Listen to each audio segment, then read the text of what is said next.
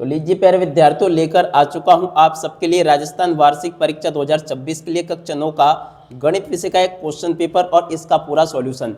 जी हाँ प्यारे विद्यार्थियों, आज हम यहां पर कक्षा 9वीं वार्षिक परीक्षा 2026 के लिए गणित विषय का पूरा क्वेश्चन पेपर और इस क्वेश्चन पेपर के सॉल्यूशन को देखेंगे।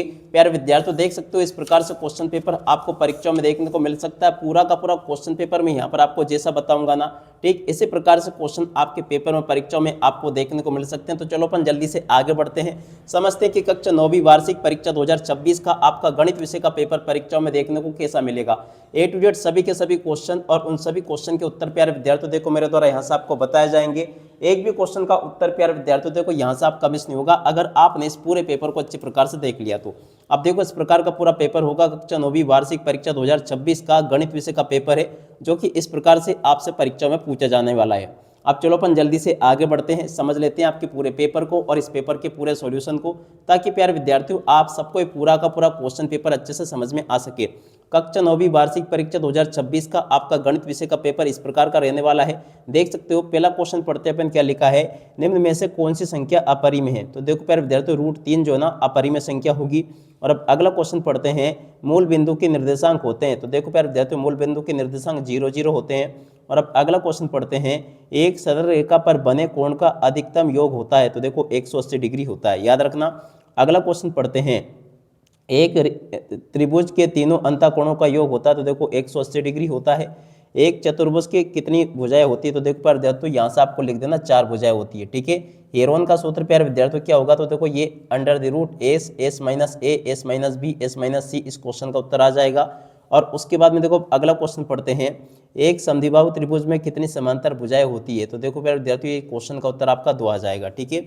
इसी प्रकार से क्वेश्चंस आपके पेपर में परीक्षा में आपको देखने को मिल जाएंगे। एक भी क्वेश्चन का उत्तर प्यारे विद्यार्थियों देखो यहाँ से आपका मिस नहीं होगा। अब उसके बाद में देखो जल्दी से आप लोग इन प्रश्नों को पढ़ लो। यहाँ पर क्वेश्चन पूछा है, शंकु के वक्र पृष्ठ का क्षेत्रफल होगा। तो देखो πRL इस क्वेश्चन का उत्तर आ जाएगा, ठीक है। जिस प्रकार से क्वेश्चन प्यारे विद्यार्थियों यहाँ पर मैं आपको बता रहा हूँ ना, इसी प्रकार से आप लोग इनको अच्छे से याद कर ले, क्योंकि देखो आप सबके लिए परीक्षाओं के लिए बहुत ही ज़्यादा जरूरी है ये। अगला क्वेश्चन पढ़ते हैं, 5 का मिलान चिन्ह लिखने का सही तरीका है। तो देखो ये क्वेश्चन का उत्तर होगा बी नंबर का, ठीक है। अब अगला क्वेश्चन पढ़ते हैं, दंड आलेख में दंडों के बीच की दूरी को बराबर होनी चाहिए। तो देखो बराबर प्यारे विद्यार्थी इस क्वेश्चन का उत्तर आ जाएगा, जो कि बी नंबर का लिखा है। और उसके बाद में चलो अपन जल्दी से आगे बढ़ते हैं, आगे क्वेश्चन के उत्तर को पढ़ लेते हैं। तो देखो आगे आपके पेपर में क्वेश्चन पूछा गया है, 32 की घात 2/5 का मान होगा। तो देखो 4 होगा, ठीक है। अगला क्वेश्चन, कार्तीय तल में y अक्ष का समीकरण होगा। तो देखो x = 0 इस क्वेश्चन का उत्तर आ जाएगा, ठीक है। जिस प्रकार से क्वेश्चन प्यारे विद्यार्थियों यहाँ पर मैं आपको बता रहा हूँ ना, ठीक इसी प्रकार से क्वेश्चंस आपके पेपर में परीक्षा में आपको देखने को मिलेंगे। तो इसलिए आप लोग इसको अच्छे से तैयार कर ले। वे रेखाएं जो एक दूसरे की रेखा की लंबवत होती है, उनके बीच का कोण कितने डिग्री का होता है, 90 डिग्री का। समांतर चतुर्भुज के सम्मुख कोण प्यारे विद्यार्थियों देखो बराबर होते हैं।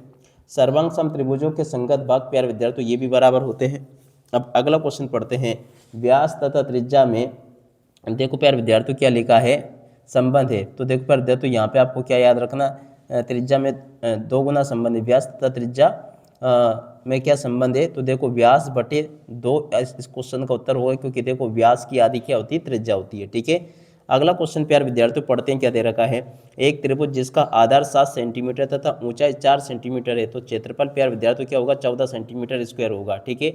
अगला क्वेश्चन प्यारे विद्यार्थियों पढ़ते हैं, दंडों की ऊंचाई पर के मान पर निर्भर करता है। देखो पर तो मान आपको याद रखना है।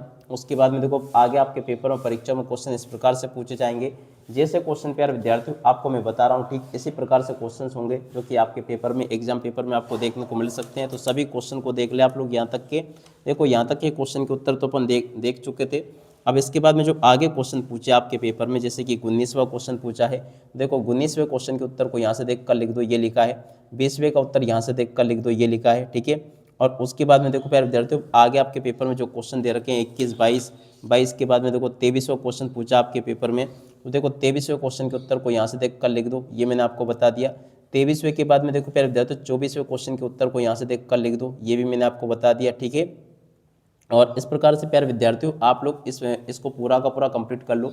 इसी प्रकार से क्वेश्चंस आपके पेपर में परीक्षाओं में आपको देखने को मिल सकते हैं। तो आप लोग पूरा का पूरा A to Z अच्छी प्रकार से इसको कंप्लीट कर लीजिएगा, ताकि प्यारे विद्यार्थियों आप सब लोग अपनी परीक्षा के पेपर में इसको अच्छे प्रकार से लिख कर आ सके। टोटली इसी प्रकार से क्वेश्चंस होंगे जो कि आपके पेपर में परीक्षा में आपको देखने को मिल सकते हैं। तो सभी के सभी क्वेश्चंस को आप लोग अच्छे प्रकार से देख लीजिएगा और पूरा का पूरा अच्छे प्रकार से समझ लीजिएगा, ताकि आप सब लोग अपनी परीक्षा के पेपर में टॉपर बन सको। अब इसी के साथ में इस वीडियो को यहीं पर पूरा करते हैं। नमस्कार, जय हिंद, जय भारत।